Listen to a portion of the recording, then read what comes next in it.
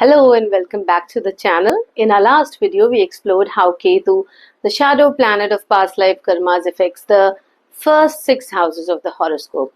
And now let's complete the journey by understanding Ketu's role in the next houses, that is from 7 to 12, which deal with relationships, partnerships, transformation, career, desires, and also liberation. The 12th house, we know that. Okay. So just like before, the one we did the first video, we'll look at it from two perspectives: Ketu's material and relationship impact, and then the philosophical or spiritual lesson we may say it wants you to learn. Okay. So now starting with the Ketu in the 7th house, which is, I believe you know that 7th house is the house of marriage, partnerships, agreements, okay, business partnerships also. So when Ketu sits in the 7th house, it definitely brings detachment, or you can say confusion in close relationships, especially marriage. There may be karmic issues with partners like feeling misunderstood or unfulfilled or emotionally distant. Partnerships, business partnerships also may form and dissolve quickly, unpredictably.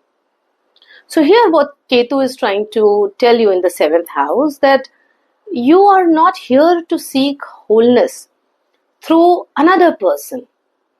Ketu teaches you here that true union must first happen within. You are being guided to detach from dependency and find self-completion before merging with another soul in a more healthy, conscious way. Okay. And if we come to 8th house, which is the house of death, transformation, shared assets, you can say, and also secrets. Okay.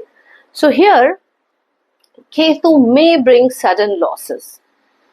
There is secrecy or some kind of fear around intimacy, death, or joint finances.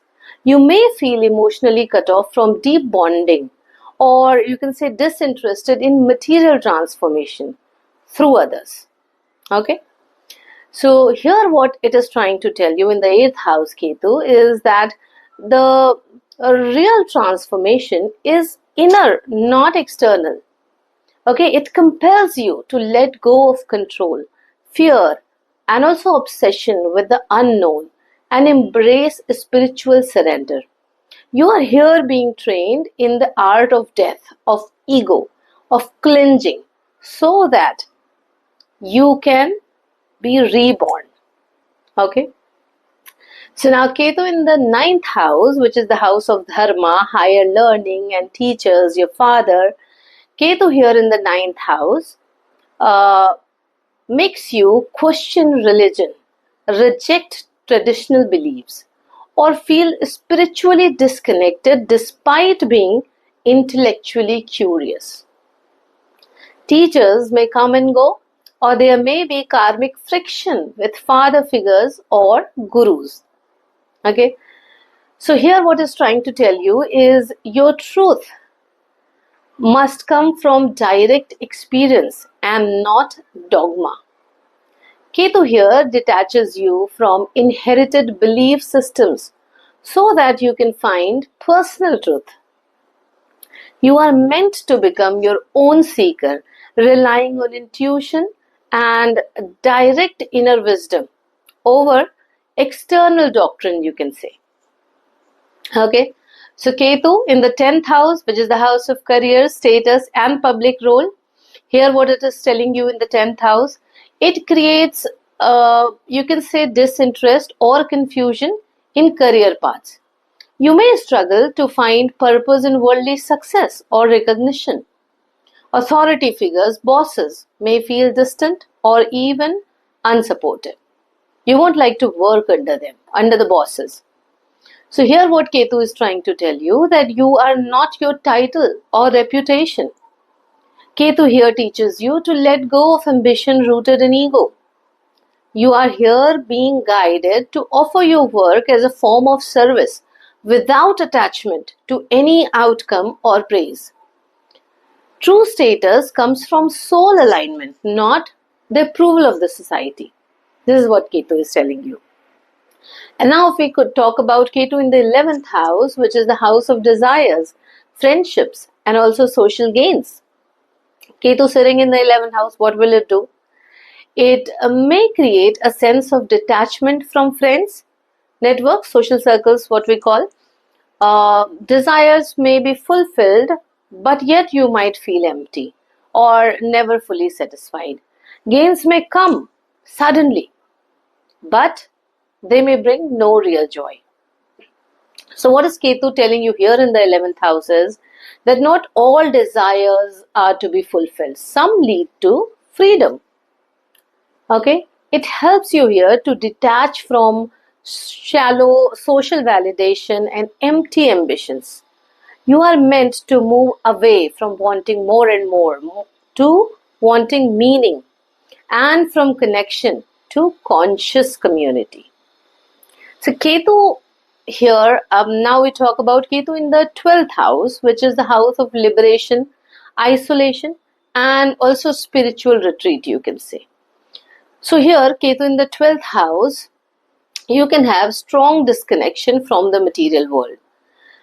This placement may lead to isolation or interest in foreign lands, withdrawals, or unconscious fears. You may struggle in grounding yourself in the, you can say, physical world. Okay. So here what in the 11th house Ketu is telling you that this world is not your final destination. Here it is pushing you to directly onto the path of moksha or liberation, what we call. You are here being taught to embrace silence, solitude, and spiritual depth, not as an escape, but as realization of the eternal self. So now with this we have seen impact of Ketu in all the 12 houses. Okay, and Ketu isn't here to deprive you. You have to understand that it is here to liberate you from the attachments that no longer serve your soul's evolution. Wherever Ketu sits in your chart, ask yourself these questions. What am I holding on to that my soul is ready to release? Okay? What illusion am I clinging to that Ketu is trying to dissolve? Because Ketu's gift is freedom, but only if we are ready to let go. So now, if you haven't watched part 1 yet, check the link in the description. And for a personal reading on your karmic nodes, click the link to book a consultation. Also, like, comment, and subscribe if this content helps your journey anyhow. Till then, I'll see you next time. And remember, with Ketu, the less you hold, the more you evolve.